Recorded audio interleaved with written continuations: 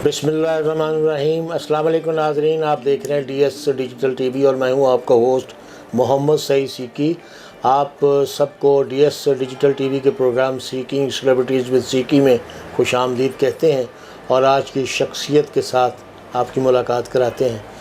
मोअज़्ज़ज़ नाज़रीन, आज के हमारे जो मेहमान हैं उन्होंने अपने बाप के हेरिटेज को कैरी किया और आज माशाल्लाह वो एक 13 ब्रांचेस के मालिक हैं, लेकिन अपने बाप के विरसे को उन्होंने संभाल के रखा हुआ है और आज इनके वालिद मोहतरम की बरकत से आज ये 13 ब्रांचेस के मालिक हैं।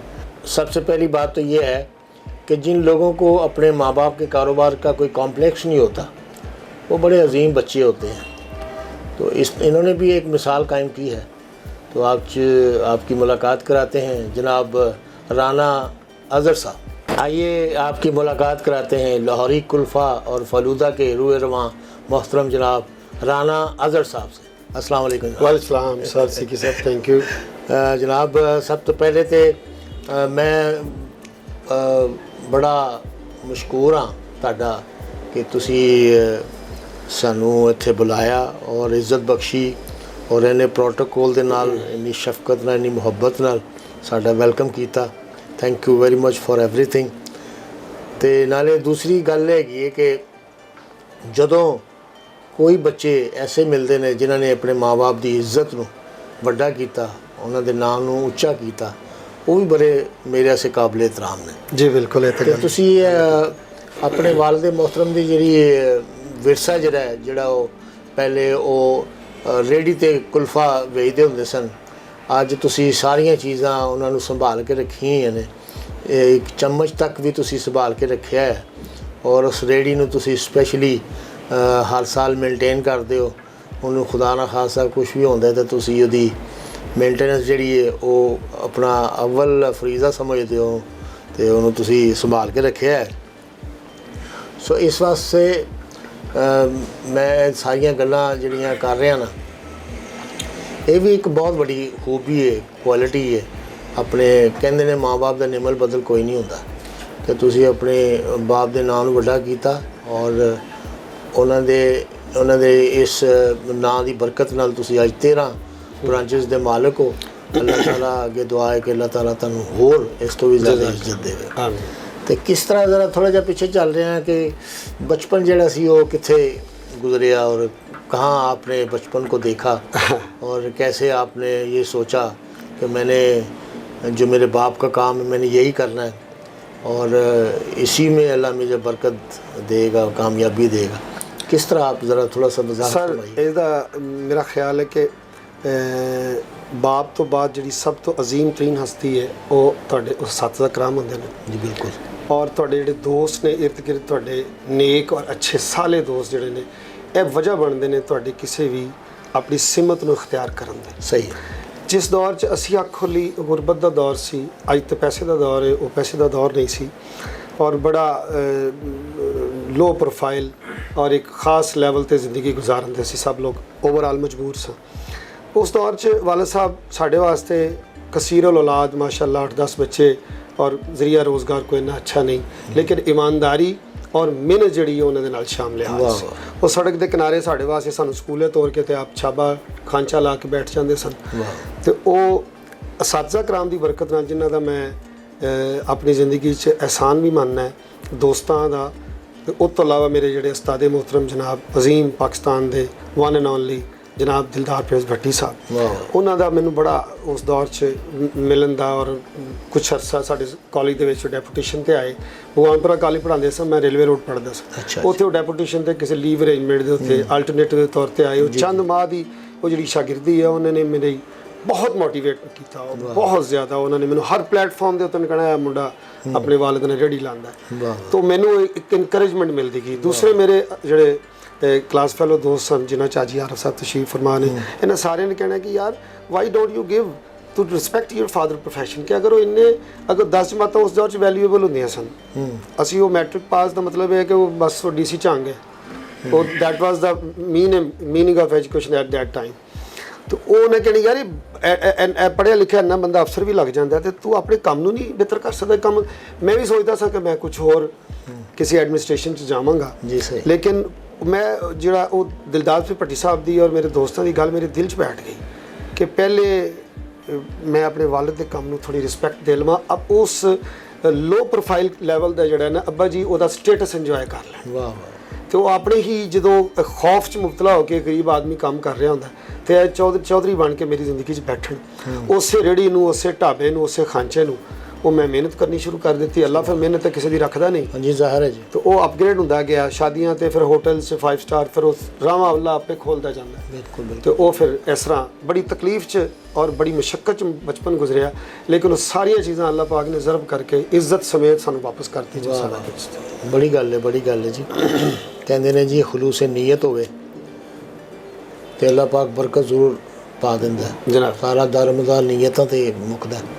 ਜਦੋਂ ਕਿਸੇ ਵੱਡੇ ਦੀ ਇੱਜ਼ਤ ਕੀਤੀ ਜਾਏ ਜੀ ਅਲਹਮਦੁਲਿਲਾ, ਜਦੋਂ ਕਿਸੇ ਵੱਡੇ ਦੇ ਕੀਤੇ ਕੰਮ ਨੂੰ ਬੜਾ ਆਲਾ ਸਮਝਿਆ ਜਾਏ, ਬਿਲਕੁਲ ਸਹੀ। ਅੱਲਾ ਪਾਕ ਬੜਾ ਖੁਸ਼ ਹੁੰਦਾ।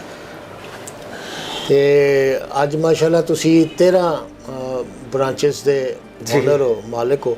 ਕਿੱਥੇ ਕਿੱਥੇ ਤੁਹਾਡੀ ਬ੍ਰਾਂਚਸ ਹੈ? ਸਰ ਇਹ ਲਾਹੌਰ ਦਾ ਬੜਾ ਮਸ਼ਹੂਰ ਇਲਾਕਾ ਜਿਹੜਾ ਹੈ ਸ਼ਾਲੀਮਾਰ ਗਾਰਡਨ ਹਾਂਜੀ ਦਾ ਏਰੀਆ ਹੈ, ਇਹ ਬੜਾ ਰਿਚ ਇਲਾਕਾ ਹੈ ਜੀ ਜੀ। ਇਹਨੂੰ ਸਾਨੂੰ 50-60 ਗਾਉਂ ਨੇ ਜਲੋ ਮੋੜ ਤੋਂ ਲੈ ਕੇ ਸਾਰਾ ਜਿਸ ਸਰਾਊਂਡਿੰਗ 'ਚ ਅਸੀਂ ਬੈਠੇ ਹਾਂ ਤੇ ਉਹਦਾ ਇਹ ਸਿਟੀ ਹੈ, ਜੰਕਸ਼ਨ ਹੈ ਜੀ ਜੀ। So there are lot of banquet halls and there are a lot of living societies established here in our surrounding so ਉੱਥੇ ਫਿਰ ਗੁੰਜਾਇਸ਼ ਬਣਦੀ ਗਈ ਤੇ ਅਸੀਂ ਵਕਫੇ ਅਸੀਂ ਲਾਹੌਰ ਦੇ ਸ਼ਮਾਲੀ ਲਾਹੌਰ ਕਹਿ ਲਓ ਇਸ ਏਰੀਆ ਦੇ ਵਿੱਚ ਉਹ ਫਿਰ ਸਾਡੀ ਆਰਡਰਿੰਗ ਜਿਹੜੀ ਹੈ, ਕੇਟਰਿੰਗ ਜਿਹੜੀ ਹੈ ਔਰ ਆਊਟਡੋਰ ਕੇਟਰਿੰਗ ਔਰ ਜਿਹੜੀ ਮਿਲਕ ਪ੍ਰੋਡਕਟ ਸਪਲਾਈ ਹੈ ਉਹ ਤੇ 5 ਸਟਾਰ 'ਚ ਵੀ ਹੈ ਔਰ ਮੁxtਲਿਫ ਕੇਟਰਿੰਗ ਕੋਲ ਲਾਹੌਰ ਦੇ ਹਰ ਕੋਨੇ 'ਚ ਹੈ।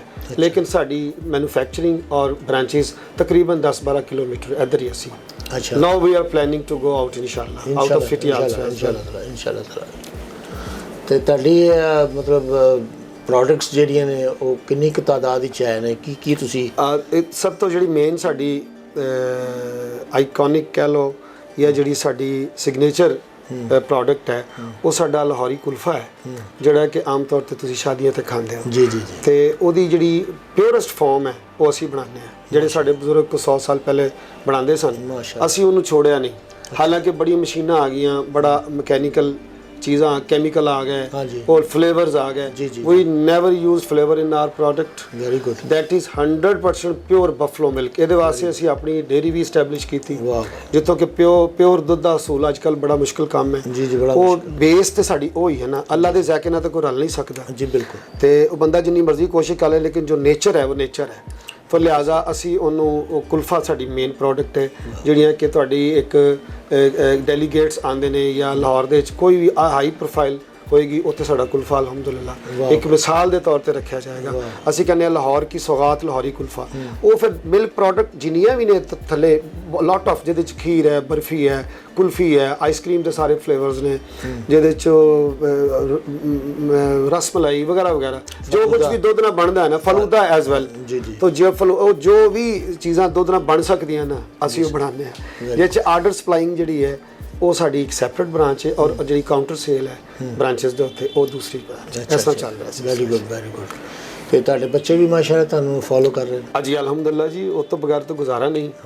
ਤੇ ਜੇ ਅਸੀਂ ਆਪਣੇ ਅੱਬੇ ਦੀ ਮੰਨੀਏ ਤੇ ਫਿਰ ਸਾਡੇ ਬੱਚੇ ਵੀ ਤੇ ਉਹ ਮੁਖਾਫਾਤ ਅਮਲ ਹੈ। ਮੈਂ ਉਹਦਾ ਇਨਾਮ ਦਾ ਪੂਰਾ ਲੁਤਫ ਲੈ ਰਹੇ ਜੀ। ਅਸੀਂ ਮਾਸ਼ਾਅੱਲਾ ਮੇਰੇ ਬੱਚੇ ਪੋਸਟ ਗ੍ਰੈਜੂਏਟ ਨੇ ਸਾਰੇ, ਮਕੈਨੀਕਲ, ਇਲੈਕਟ੍ਰੀਕਲ ਇੰਜੀਨੀਅਰਿੰਗ ਔਰ ਪਲੱਸ ਇਸ ਤਰ੍ਹਾਂ ਬੱਚੇ ਪੜ੍ਹ ਰਹੇ ਨੇ। ਤੇ ਉਹ ਸਾਰੇ ਹੀ ਅਸੀਂ ਉਹ ਜੁੜੇ ਹੁੰਦੇ ਹਾਂ ਕੰਮ ਦੇ ਨਾਲ। Very good. ਔਰ ਅਸੀਂ ਉਹਨੂੰ ਫਿਜ਼ੀਕਲੀ ਔਰ ਮੈਨੂਅਲੀ ਖੁਦ ਆਪਰੇਟ ਕਰਨੇ ਆ, ਵਰਕਰਸ ਤੇ ਨਹੀਂ ਛੱਡਦੇ। ਉਹਦੀ ਹਾਈਜੀਨ ਦਾ ਖਿਆਲ ਕਰਨਾ। ਉਹ ਅਗਰ ਮੈਨੂੰ ਚੁੱਕੇ ਉਹ ਯਾਦ ਹੈ ਕਿ ਅਸੀਂ ਕਿਸ ਲੈਵਲ ਤੋਂ, ਗ੍ਰਾਸ ਰੂਟ ਲੈਵਲ ਤੋਂ ਅਸੀਂ ਅੱਗੇ ਉਹ 5 ਸਟਾਰ 'ਚ ਗਏ ਹਾਂ ਤੇ ਉਹ ਅੱਲਾਹ ਤਾਲਾ ਨਵਾਜ਼ੇ ਤੇ ਇਨਸਾਨ ਨੂੰ ਹੋਰ ਝੁਕ ਜਾਣਾ ਚਾਹੀਦਾ। ਬਿਲਕੁਲ ਸਹੀ। ਤੇ ਮੈਂ ਉਹ ਝੁਕਿਆ ਹੋਇਆ ਔਰ ਅਸੀਂ ਉਹਨੂੰ ਆਪਣੇ ਹੱਥ ਨਾਲ ਬਣਾਉਂਦੇ ਹਾਂ ਔਰ ਹੱਥ ਨਾਲ ਵੇਚਣਾ ਵੀ ਆਪਣਾ ਫਖਰ ਸਮਝਦੇ। ਵੈਰੀ ਗੁੱਡ ਵੈਰੀ ਗੁੱਡ, ਬਹੁਤ ਅੱਛਾ, ਵੈਰੀ ਗੁੱਡ। ਤੇ ਸ਼ਾਦੀ ਕਦੋਂ ਹੋਈ ਸੀ ਤੁਹਾਡੀ? ਸਰ 92 ਦੀ ਗੱਲ ਹੈ ਜੀ। 92 ਹਾਂ, ਉਦੋਂ ਨਾ ਅੱਬੇ ਆਪੇ ਕੰਨੋਂ ਫੜ ਕੇ ਨਾ ਵਿਆਹ ਕਰਾ ਦਿੰਦੇ ਹੁੰਦੇ ਸੀ। ਉਦੋਂ ਇਹ ਸਾਡੀ ਜ਼ਰੂਰਤ ਨਹੀਂ ਸੀ ਹੁੰਦੀ ਕਿ ਅਸੀਂ ਕਿੱਥੇ ਕਰਨੀ ਹੈ। ਤੇ ਉਦੋਂ ਮੈਨੂੰ ਇੱਕਦਮ ਪਤਾ ਚੱਲਿਆ ਕਿ ਕਾਕਾ ਤੇਰੀ ਸ਼ਾਦੀ ਹੈ। ਤੇ ਮੈਂ ਕਿਹਾ ਅੰਮੀ ਜੀ ਮੈਨੂੰ ਬਚਾਓ। ਤੇ ਅੱਬਾ ਜੀ ਨੇ ਮੇਰੇ ਨਾਲ ਇਸ ਤਰ੍ਹਾਂ ਵੇਖਿਆ, ਫਿਰ ਮੈਂ ਦੁਬਾਰਾ ਨਹੀਂ ਬੋਲਿਆ। ਉਹ ਫਿਰ ਬਾਲਣਾ ਆ ਗਿਆ, ਘਰ ਗਲੀਆਂ 'ਚ ਖਾਣੇ ਪੱਕਦੇ ਸਨ। ਸਹੀ। ਤੇ ਉਹ ਫਿਰ ਮੈਨੂੰ ਪਤਾ ਲੱਗਿਆ ਜੀ ਮੇਰਾ ਵਿਆਹ ਹੈ। ਫਿਰ ਹੋ ਗਿਆ ਅੱਲਾ ਦਾ ਕਰ। ਚਲੋ ਬੜੀ ਅੱਛੀ ਗੱਲ ਹੈ। اسے میرے والد صاحب اسی چونکہ مسیح وزیر خانہ ہی نہیں سن، اچھا تو حضرت سید صاحب سود بار مزار ہے، تو جب بھی تو برات آتی سی نا تو لاڑا جڑا سی سلام کرنا سی آندا سی۔ تو میرے والد صاحب کھلوتے سن تو ایک لاڑا آیا گھوڑی تے بیٹھے آیا تو میرے والد صاحب نے تھوڑے تھلے ہون کیا انہیں کان نہ کے کیتا، کہندے ہن بھی موقع ہی نس جا۔ واہ واہ، تینوں نہیں پتا کہ تیرے نال کی ہونا۔ اللہ اکبر۔ بہرحال جناب یہ اللہ تعالیٰ دا پروسیس ہے، مالک دی بنائی ہے جی اصل گل ہے، وہ قانون ہے۔ ہر بندے نے دنیا جڑی ہے اینوں اگے فالو کرنا ہے، اور اس طرح ہی نظام چلتا پیا، قدرت چلا رہی ہے، چلتا رہتا ہے۔ کس بچے نو سمجھدے ہو کہ تہاڈا بچہ جڑا نا وہ تانوں زیادہ فالو کرتا ہے، یا ਉਹਦੀ ਕੋਈ ਆਪਣੀ اختراع ہے، یا ਉਹਦੇ ਕੋਈ ਆਪਣੇ ਆਈਡੀਆਜ਼ ਨੇ ਜਿਹੜੇ ਇਸ ਪ੍ਰੋਡਕਟ ਨੂੰ ਚਾਰ ਚਾਂਦ ਲਾਉਣ ਵਾਸਤੇ। ਮੈਂ ਇੱਕ ਟੀਵੀ ਪ੍ਰੋਗਰਾਮ ਦੇਖਿਆ ਤੇ ਬਾਨੋ ਕੁਦਸੀਆ ਆਪਾ ਬੜੀ ਆਲਾ ਸ਼ਖਸੀਅਤ, ਉਹਨਾਂ ਨੇ ਸਵਾਲ ਕੀਤਾ ਅਸ਼ਫਾਕ ਅਹਿਮਦ ਸਾਹਿਬ ਆਪਣੇ ਖਾਵੰਦ ਨੂੰ ਕਿ ਤੁਸੀਂ ਆਪਣੇ ਬੱਚਿਆਂ ਨਾਲ ਜ਼ਿਆਦਤੀ ਨਹੀਂ ਕਰ ਗਈ ਕਿ ਤੁਸੀਂ ਇੰਨੇ ਤਨਾਵਰ ਦਰਖਤ ਹੋ ਕਿ ਤੁਹਾਡੇ ਬੱਚੇ ਸਾਰੇ ਬੌਣੇ ਬਣ ਗਏ ਨੇ, ਉਹ ਤੁਹਾਡੇ ਸ਼ਖਸੀਅਤ ਸ਼ਹਿਰ ਚੋਂ ਨਿਕਲ ਨਹੀਂ ਸਕਦੇ, ਉਹ ਇਸ ਤਾਰਫ ਚੋਂ ਨਹੀਂ ਨਿਕਲ ਸਕਦੇ ਕਿ ਮੈਂ ਅਸ਼ਫਾਕ ਅਹਿਮਦ ਦਾ ਪੁੱਤਰ ਹਾਂ। ਤੇ ਉਹ ਤੁਸੀਂ ਜ਼ਿਆਦਤੀ ਨਹੀਂ ਕਰ ਗਏ ਇੰਨੇ ਲਾਇਕ ਹੋ ਕੇ, ਜਾਂ ਇੰਨਾ ਤੁਸੀਂ ਇਸ ਲੈਵਲ ਤੇ ਇੰਟੈਲੈਕਚੁਅਲ ਦੇ ਲੈਵਲ ਤੇ ਚਲੇ ਗਏ ਹੋ ਕਿ ਹੁਣ ਉਹ ਜਿੰਨਾ ਮਰਜ਼ੀ ਕੋਸ਼ਿਸ਼ ਕਰ ਲੈਣ ਉਹ ਅਸ਼ਫਾਕ ਅਹਿਮਦ ਨਹੀਂ ਬਣ ਸਕਦੇ। ਇਹ ਤਾਂ ਤੁਸੀਂ ਜ਼ੁਲਮ ਕਰ ਗਏ। ਥੋੜਾ ਜਿਹਾ ਹੱਥ ਰੋਕ ਲੈਂਦੇ ਤੇ ਉਹ ਵੀ ਕੁਝ ਬਣ ਜਾਂਦੇ। ਮੈਂ ਸਿੱਕੀ ਸਾਹਿਬ ਉਹਨਾਂ ਖੁਸ਼ ਨਸੀਬ ਬਾਪਾਂ ਚੋਂ ਹੈਗਾ ਕਿ ਜਿਨ੍ਹਾਂ ਦੀ ਔਲਾਦ ਜਿਹੜੀ ਹੈ ਉਹ ਪੂਰੀ ਤਰ੍ਹਾਂ ਆਪਣੇ ਬਾਪ ਤੋਂ ਮੁਤਾਸਰ ਹੈ। ਇਹ ਨਕਾਲ ਨੇ ਮੇਰੇ ਮੈਂ ਤੁਸੀਂ ਪਰਾਂ ਚਲੇ ਜਾਓਗੇ ਦਾਨੀਅਲ ਮੇਰੀ ਨਕਲ ਹੀ ਕਰੇਗਾ ਇਨਸ਼ਾਅੱਲਾ, ਤੇ ਉਹ ਤੁਹਾਨੂੰ ਮਿਲੇਗਾ ਵੀ ਮੇਰੇ ਤੋਂ ਜ਼ਿਆਦਾ ਝੁਕਾਓ ਦੇ ਨਾਲ, ਔਰ ਤੁਹਾਨੂੰ ਕਿਸੇ ਹੱਦ ਤੱਕ ਖੁਸ਼ਬੂ ਆਏਗੀ ਕਿ ਅਜ਼ਹਰ ਦਾ ਬੇਟਾ ਇਹਨੂੰ ਹੀ ਹੋਣਾ ਚਾਹੀਦਾ। ਕੰਮ ਦੇ ਵਿੱਚ ਵੀ ਅਸੀਂ ਇੱਕੋ ਜਿਹਾ ਜ਼ਿਹਨ ਰੱਖਦੇ ਹਾਂ, ਔਰ ਬਹੁਤ ਸਾਰੇ ਜਿਹੜੇ ਮਾਮਲਾਤ ਨੇ ਉਹਦੇ 'ਚ ਸਾਰੇ ਮੇਰੇ ਬੱਚੇ ਜਿਹੜੇ ਨੇ, ਮੇਰਾ ਇੱਕ ਰਿਕੁਐਸਟ ਕਹਿ ਲਓ یا میری مجبوری سی انہوں نے میں حکم کیتا ہے کہ بیٹا آپ ہائی پروفائل ایجوکیشن کے ساتھ آپ کسی لیول پہ 20ویں گریڈ میں بھی کوئی کام کر رہے ہیں تو نیور لیو دس پروفیشن، اس کو زندہ رکھنا ہے۔ ਉਹਦੀ ਵਜ੍ਹਾ ਇਹ ਹੈ ਕਿ ਇੱਕ ਵਕਤ ਸੀ ਸਾਡੀ ਇਹ ਜ਼ਰੂਰਤ ਸੀ, ਅੱਜ ਇਹ ਚੀਜ਼ ਇਹ ਬਣ ਗਈ ਕਿ ਬਹੁਤ ਸਾਰੇ ਲੋਕਾਂ ਦੀ ਜ਼ਰੂਰਤਾਂ ਜੁੜ ਗਈਆਂ। ਅਗਰ ਅਸੀਂ ਵਨ ਮੈਨ ਸ਼ੋਅ ਕਰ ਲਾਂਗੇ ਤੇ ਉਹ ਇੱਕ ਛੋਟੇ ਛੋਟੇ ਲੋਕ ਜਿਹੜੇ 2-2000 ਰੁਪਏ 500 ਰੁਪਏ ਕਮਾਉਂਦੇ ਨੇ, ਤੇ ਉਹਨੂੰ ਖਰਿਆ ਅੱਲਾ ਨੇ ਸਾਨੂੰ ਉਹਦੇ ਬਦਲੇ ਦੁਨੀਆ ਤੇ ਕੀ ਨਵਾਜ਼ਿਆ ਹੋਇਆ ਤੇ ਕੀ ਨਵਾਜ਼ਣਾ ہے، تو لہٰذا ان لوگوں کو نہیں چھوڑنا، تو لہٰذا اپنے کام کو زندہ رکھنا، اور انشاءاللہ یہ سارے بچے میرے جو ہیں میں پوری امید ہوں کہ میرے کام کو کسی اعلیٰ لیول پہ ضرور لے کے جائیں انشاءاللہ تعالیٰ، انشاءاللہ تعالیٰ۔ تو کتنے بچے ہیں ماشاءاللہ؟ 4 بیٹے ہیں جی ماشاءاللہ۔ 4 بیٹے؟ ہاں جی الحمدللہ۔ بیٹی کوئی نہیں ہے؟ بیٹیاں اب ان کی جو وہ بہویں میری ہوں گی یا ہیں وہی میری بیٹیاں ہیں جی۔ اللہ نے کہا کہ نہیں تو اصل بیٹیاں بھی وہی ہیں۔ ہاں جی بالکل صحیح ہے، بالکل صحیح ہے۔ آگے میں اللہ سے مانگتا رہا کہ اللہ مجھے بیٹی عطا فرمائے، تو وہ خیر میرے اللہ کو بہتر پتہ ہے کہ کیا، تو اب مجھے اللہ تعالیٰ نے پوتی کی شکل میں یہ اس کی یہ تصویر ہے، امل شہزادی یہ میری پوتی ہے، اور یہ میری نئی نسل کی وارث ہے، تو اللہ نے اب پوتی کی شکل میں مجھے یہ تحفہ عطا کیا۔ واہ واہ ماشاءاللہ ماشاءاللہ، اللہ نیک نصیب کرے۔ آمین۔ تو سر زندگی میں سب سے زیادہ پیار آپ نے کس کو کیا؟ سر پیار کرنے والی چیز نہیں ہے، پیار ہونے والی چیز ہے۔ اچھا، تو مجھے پہلا عشق جو ہوا وہ اپنے والد صاحب کی محنت سے ہوا کہ یار یہ باپ بننا کتنا مشکل کام ہے دنیا میں، یہ بندہ صبح 6 بجے سے لے کر رات 12 بجے تک صرف میرے لیے کام کرتا ہے کہ اس کی فیس دے سکوں۔ تو ان کی جو محنت ہے، ان کی جو میرے لیے فکر تھی، میں اس کے مجھے تو کچھ کرنا ہی نہیں پڑا، وہ گیڑا چل چکا تھا، تو وہ فراوانی کا دور ہم نے دیکھا، لیکن میں اپنی والدہ محترمہ کو جو مشقت کرتے دیکھا، اور جو میرے والد صاحب کو فکر کرتے اور مشقت کرتے دیکھا، تو اس سے بڑا پیار ایسے لوگوں سے عظیم سی، اور باقی سب جھوٹے پیار ہیں۔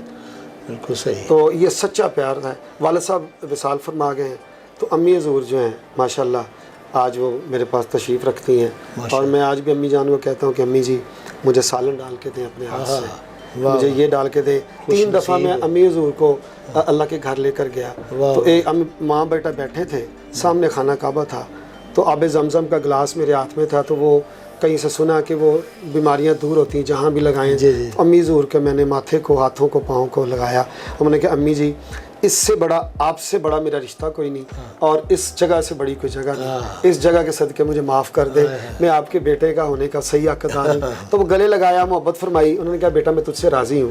میں نے کہا اماں پھر بھی میری آواز اگر آپ سے اونچی کبھی ہو گئی ہو تو مجھے وہ بھی آج معاف کر دیں، ہو سکتا ہے اس سے اچھا موقع دوبارہ، تو یہ مجھے اعزاز حاصل۔ بڑی بات ہے جناب، آپ بڑے خوش نصیب ہیں۔ جزاک اللہ۔ والد صاحب تو چلیں وہ ایک پودا لگا گئے، تو انشاءاللہ تعالیٰ اب پودے پھل پھول دینے لگ گئے، الحمدللہ الحمدللہ۔ تو یہ کیاریاں جو ہیں وہ جاری و ساری رہیں گی۔ جی جزاک اللہ۔ اور کہندے نے کہ جنہاں لوگوں نے اپنے ماپیاں نو خوش کیتا وہ سب خوش رہتے ہیں، ہمیشہ خوش رہتے ہیں۔ انہاں دی نسلاں بھی جڑیاں نے سدھر جاندیاں۔ نسلیں بھی سدھرتی ہیں جو پیرنٹس کو مانتے ہیں، جو نہیں مانتے وہ ہواؤں میں اڑتے ہیں، پھر وہ ادب پہلا کرینہ ہے محبت کے کرینوں میں۔ کہندے نے کہ جدوں ادب کریے نا تو پھر بڑا کچھ لبدا ہے۔ سبحان اللہ۔ تے بے ادبا مقصود نہ حاصل تے نہ درگاہ ٹوئی ہے جی۔ واہ واہ واہ، اے جدوں اس مفہوم دا کسی نو پتہ لگ جائے بالکل تو صحیح۔ زندگی سیدھی ہو جائے۔ ایک کے اطاعت کرنی ہے تسی، ساری دنیا تہاڈی اطاعت کرے گی۔ تسی ایک اپنے پیرنٹس نال پنگا لے لو، ساری دنیا نے تانوں اگے لا لینا ہے۔ ہاں جی بالکل صحیح۔ کہتے ہیں کہ اللہ جب مہربان ہوتا ہے نا تو مہربان اللہ پاک اسی صورت میں ہوتا ہے کہ جب آپ نے اپنے ماں باپ کی عزت کی ہو، اپنے ماں باپ کا بہت خیال رکھا ہو، بالکل ایسے، اور ان کا ادب و احترام کیا ہو، اس کے بغیر مہربان ہو جاتا ہے۔ اس کے بغیر کامیابی ممکن ہی نہیں۔ تو اللہ مہربان جب ہو جاتا ہے تو کائنات کی ساری چیزیں مہربان ہو جاتی ہیں۔ اللہ اکبر۔ میں اپنے آپ کو سکی صاحب اس چیز کا نوازا ہوا بندہ سمجھتا ہوں کہ میرے والد مجھ سے راضی گئے ہیں، سبحان اللہ۔ اور میری امی حضور مجھ سے راضی ہیں، 80 سال کی ایج ہے، اور وہ آج بھی وہ ہم 5 بھائی ہیں، تو راضی ہونے کا میں آپ کو فارمولہ بتاتا ہوں، ان کا محبت بتاتا ہوں کہ اس ایج میں بعض کا کچھ حواس بندے کے وہ پریزنٹ نہیں ہوتے، کچھ بھول جاتا ہے بندہ، کچھ سڈن میموری لاس ایشو۔ وہ ڈاکٹر کے پاس جاتی ہیں تو چھوٹا بھائی میرا لے کے جا رہا ہے، اچھا، تو وہاں پر وہ لکھاتی ہیں کہ امی جی آپ کا نام، تو کہتی والدہ اظہر، لے کے دوسرا بھائی گیا۔ تو یہ پیرنٹس کے دل کے اندر جگہ اس وقت بنتی جب آپ نے ان کی بات مانی ہے، جب ان کو آپ نے راضی کیا ہے۔ تو وہ ایئرپورٹ پہ بھی کہہ رہی میں اظہر کی ماں ہوں۔ اچھا، تو وہ مقصد یہ ہوتا ہے کہ آپ والدین کے دل میں وہ والا مقام ثبت کر دیں جو ان سے نکلے نا، اور وہ ان کی ادب ہے، ان کی خدمت ہے، اور ان کا کہنا ماننا ہے۔ صحیح، یہ چیز ہے، میں نوازا ہوا بندہ ہوں۔ یہ فارمولہ حضرت اویس کرنی رضی اللہ تعالیٰ عنہ کا ہے، جنہوں نے اپنی ماں کی خدمت کی وجہ سے حضور کا دیدار نہیں کیا۔ اللہ اکبر، اور جنت کی بشارت ہے ان کی۔ ہاں جی، چونکہ وہ بشارت سے محروم تھی، اچھا اچھا، تو ان کو بس یہ اپنی ماں کی خدمت کی وجہ سے موقع نہیں ملا۔ اللہ، تو قدرت نے کیا مرتبہ عطا کیا ہے کہ حضرت علی اور حضرت عمر فاروق لے کے گئے تھے، وہ ان کا جبہ مبارک حضور پاک کا